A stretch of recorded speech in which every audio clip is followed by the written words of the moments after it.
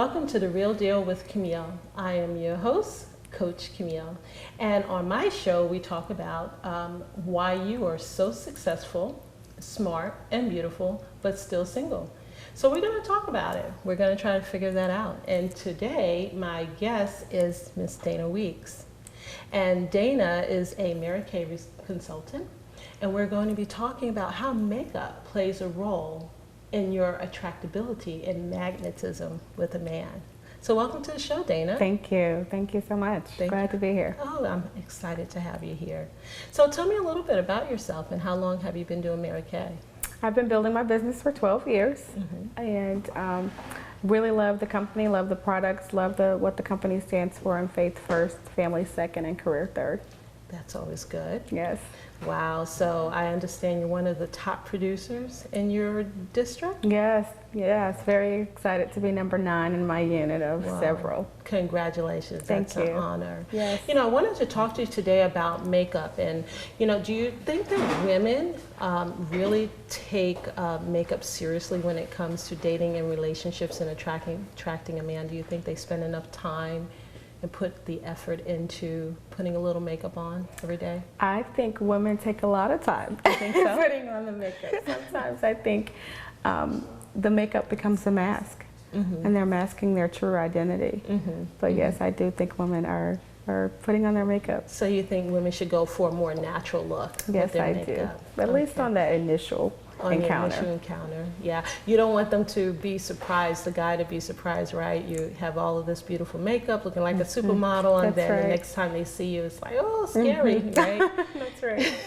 So, yeah, I think that that's good advice.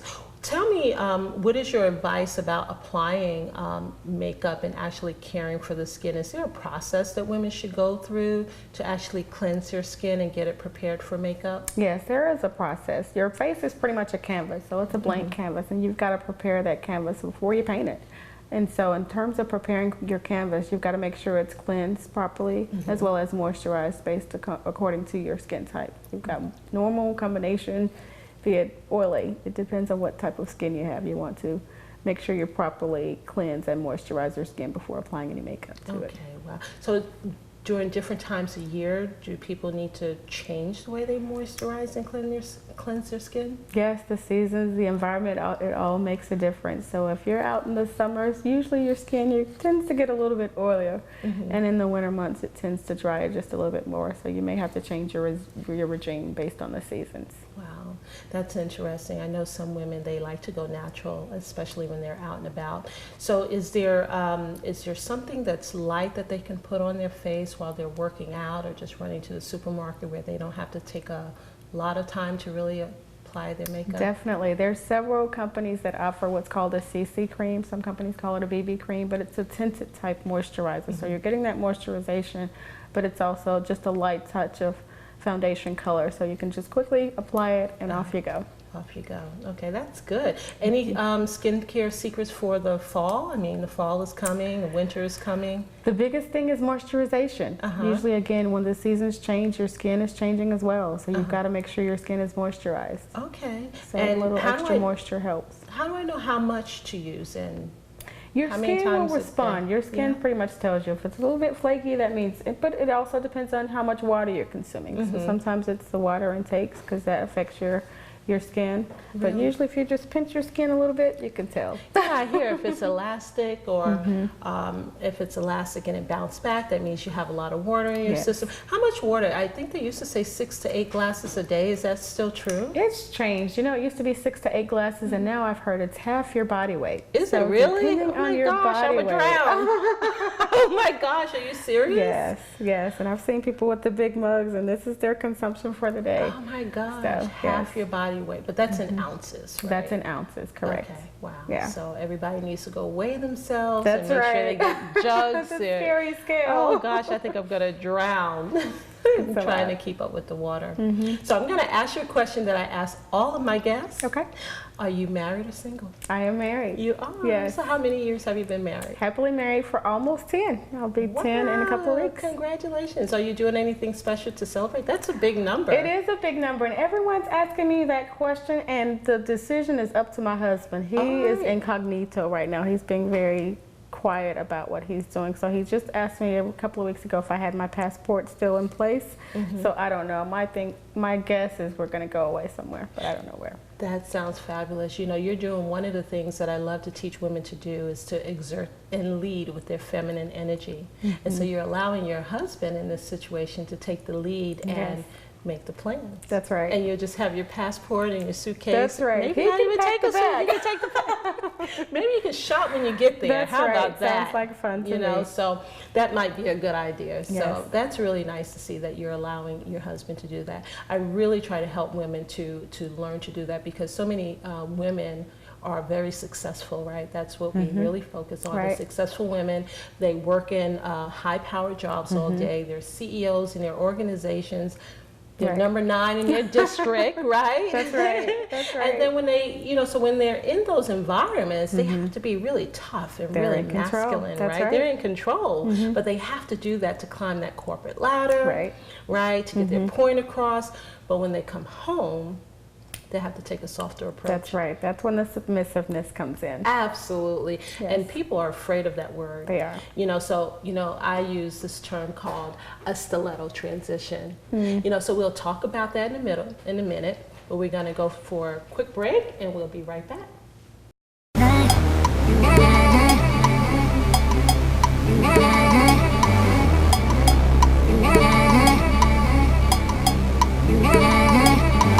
Welcome back to The Real Deal with Camille. I am your host, Coach Camille.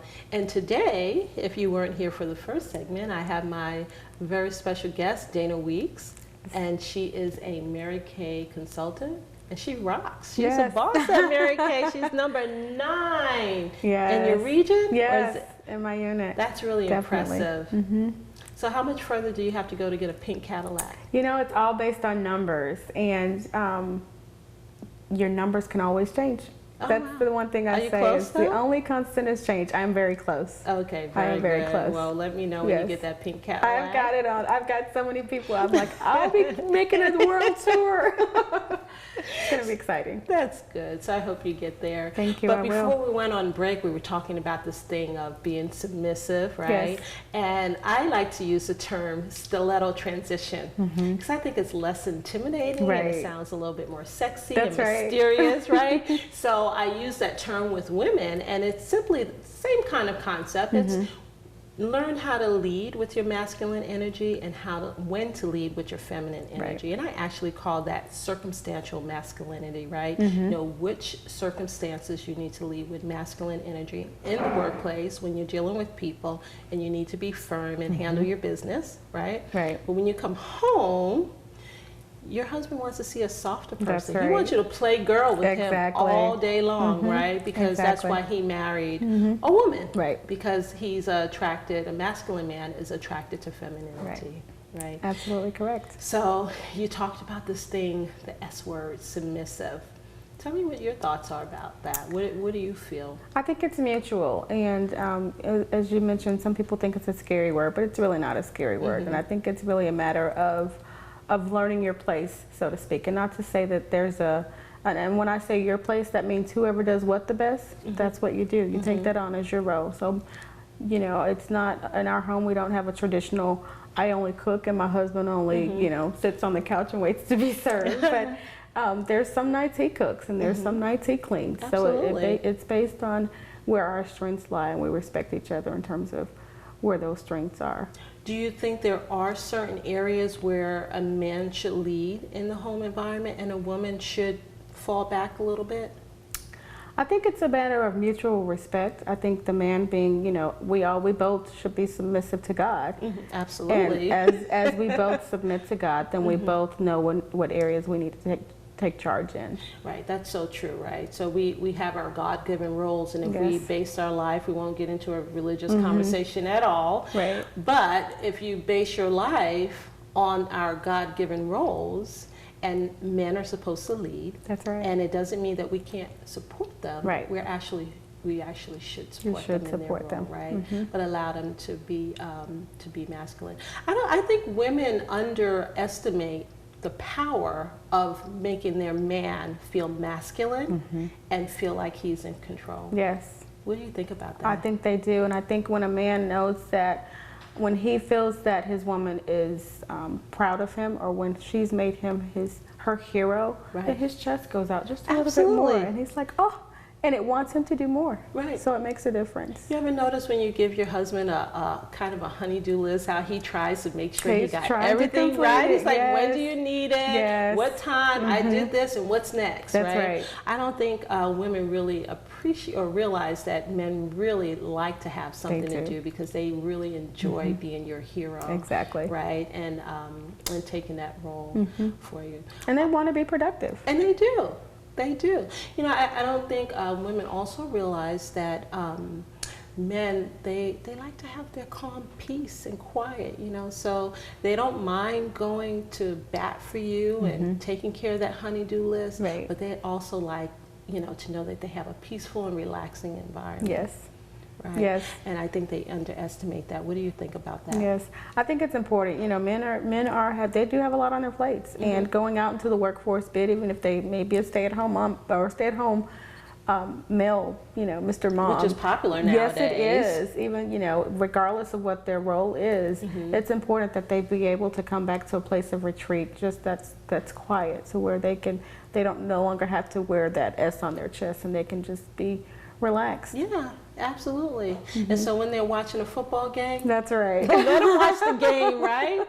You know, that's it's not the time to be not the time to bring out the list. You know, shaking your neck, moving it back and forth, saying, hey, you didn't do this and that on my list, right? Absolutely. So it's important to let them have their fun and their privacy. And I write a little bit about that in my book. You know, I tell women that, you know, let him have his peace, especially when it's game. It's only on a couple of times a week. Yes. You know, and if you bug them, and I tell the story about a woman bugging her husband and causing a lot of problems during the game, but you know where he was the next Sunday, right? Next Sunday. He's out at the bar or wherever. Absolutely. At his friend's house. And she's mad, right? And she's upset. And I write at the end of that chapter, and do not be mad at him when he comes home because you chased him away. Right. Isn't that, you know, something so simple, but I think we as women, we overlook because we just want our way when we want That's it. true. Right? Or even sitting there and watching the game with them. If you don't like sports, hey, teach me about this. Yeah. Sometimes they don't want to be interrupted, but it's a sport. It's something that they enjoy, and they will love that you're taking the time to enjoy it and learn something about it as well. Outfit, right? That's Get some right. pom-poms and shake a little something, right? So, I mean, that'll always make for a nice, smooth evening and game. So you mentioned something else that I wanted to go back to, this idea of you really trusting your husband to travel and to go on this trip. Yes. You have no idea where you may be going. No idea. And you just trust him. You think he's going to have everything in order? I pray that he has everything in order, because again, that's the control part that I want to kind of go back and put a hand on. Okay. But I am trusting him to handle the details, and I will not complain. Okay, cool. So we're going to talk some more about the trust and relationships when we come right back. We're going to go for a short break and come back to The Real Deal with Camille and Dana Weeks.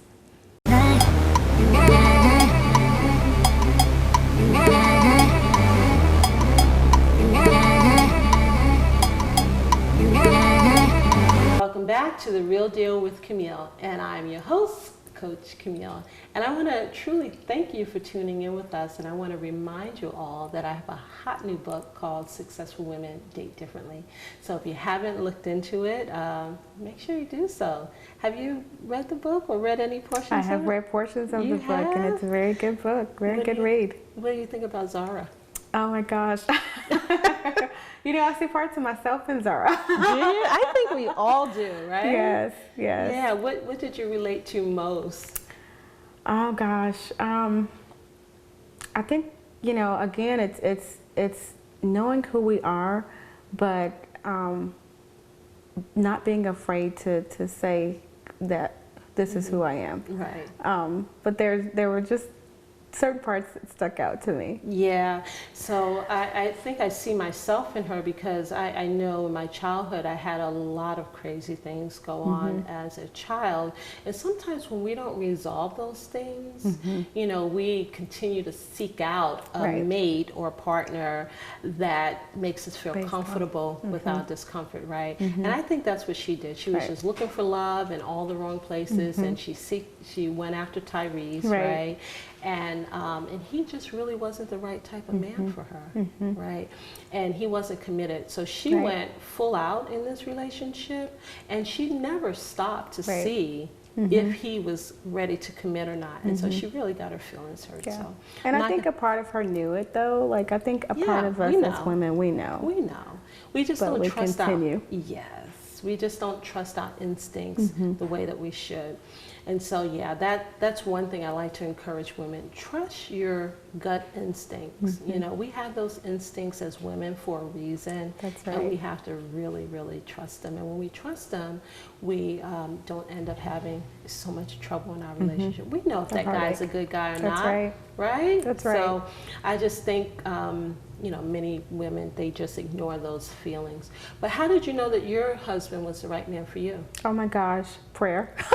Really? Prayer. And I do believe that God gives you signs, and it's amazing just how God works. And I'm not going to go too much in the whole faith element, but he was unlike any other guy I had ever dated. And it's interesting, when we first started dating, neither of us were really looking. We weren't looking. You never are when you really find that true love, right? Right. And it just happened, and it happened quickly. And I was more of a slow person. And when it happened so quickly, I was like, wow, this must be something here special here. Yeah. So did he hunt for you, or did you pursue him? I think it was mutual. It was, I think I expressed the first initial interaction, but from that point, it was all him after that. Oh, all right. Right. I'm glad you woke me up. And sometimes we do need to kind of drop some Just hints nudge. for them. Yeah, we just need to nudge them, because most men are not thinking about commitment or relationship because they think it's going to be filled with drama, and they feel that their life is pretty easy without it, right? And so, but it's okay to drop a little hint. You know, I do encourage that, but it's not okay to pursue a guy. I think that, you know, I maybe I'm a little old-fashioned, but I think a man still should pursue. Yes. I think, do you think women have lowered their standards today and they're chasing men more than they should? I think it varies. I think just like with the character in the book, sometimes we feel like that's our only option without realizing there's several options. Absolutely. And you've got to find the best option for you. Right. Sometimes we don't think we're going to find anything better. And we found this one person that seemed like he was interested in us, or seemed like he was good for us. And we're afraid we're not going to find somebody else, right? But so I think you hit it dead on, but we just have to have that faith to know. I always say that every relationship will fail until it's the right relationship. That's right. So true. So, Dana, why don't you tell us a little bit more about your Mary Kay business and how people can get in touch with you? You know, I use 607. We're twins. So I love it. Thank you. I love it as well. So how could my viewers potentially, you know, learn more about your product? Awesome. If they are interested in finding a Mary Kay consultant, they're always welcome to just visit the website, www.marykay.com. Do a search based on your zip code, and it will pull up your closest consultant. If you're looking for me specifically, you can go to www.marykay.com/Dana Renee, and that's DANARENAE. Oh, thank you so much for that. Thank I really appreciate you providing that, because we have a lot of women I know, especially since a lot of the makeup stores have gone, the brands. Fashion Fair, I can't remember all of them. There was a pink one and a green one, cases in the big store. I can't remember the names of them, but they all went out of business, it seems like. So I know I have a hard time matching my skin, but 607, I will invest in the stock to keep that on the market. Awesome.